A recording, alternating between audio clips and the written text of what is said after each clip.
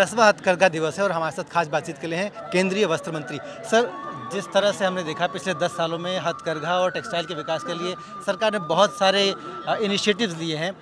अभी हम किस स्टेज पर हैं और जो पिछला जो 10 साल था उसका एक जो पैमाना है वो कैसा था?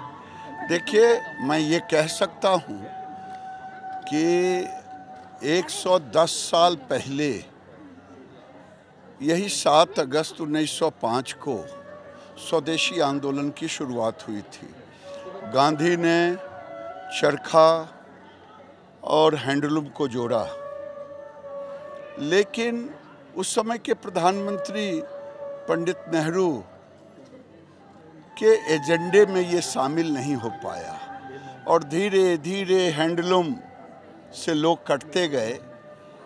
अभी 35 लाख परिवार इससे जुड़े हैं।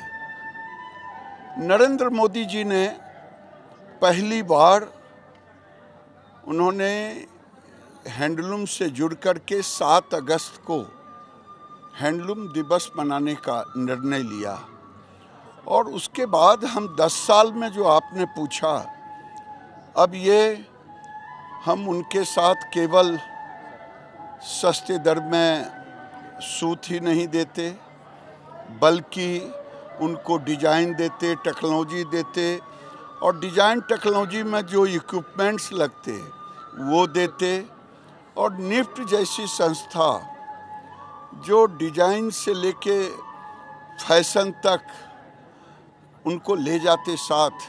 अब मैं क्लस्टर में एंटरप्रेन्योर को जोड़ रहा हूँ। 750 से ज़्यादा देश में क्लस्टर हैं और 9 मेगा क्लस्टर, 200 करोड़ रुपए का वो मेगा क्लस्टर है।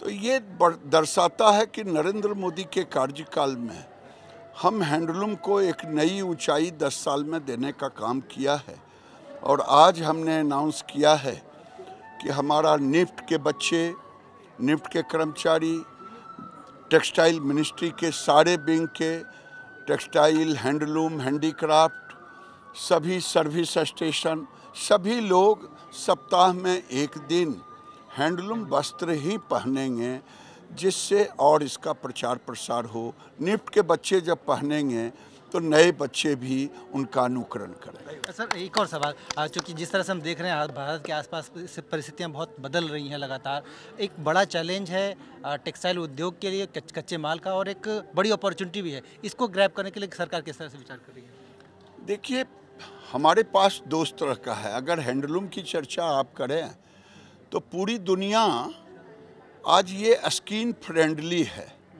केवल स्किन फ्रेंडली नहीं है, बल्कि आज जो लोग खोजते हैं कि zero carbon footprint, zero water footprint, Europe, अन्य देशों में, तो ये zero carbon footprint, zero water footprint से जुड़ा हुआ ये हैंडलूम है। और मैं मानता हूँ कि ये निश प्रोडक्ट के रूप में अभी तक डोमेस्टिक मार्केट में इसका सेल ज़्यादा होता, लेकिन अब मैं एक्सपोर्ट की दुनिया में, विदेशों में इसको जोड़ने का काम करूँगा।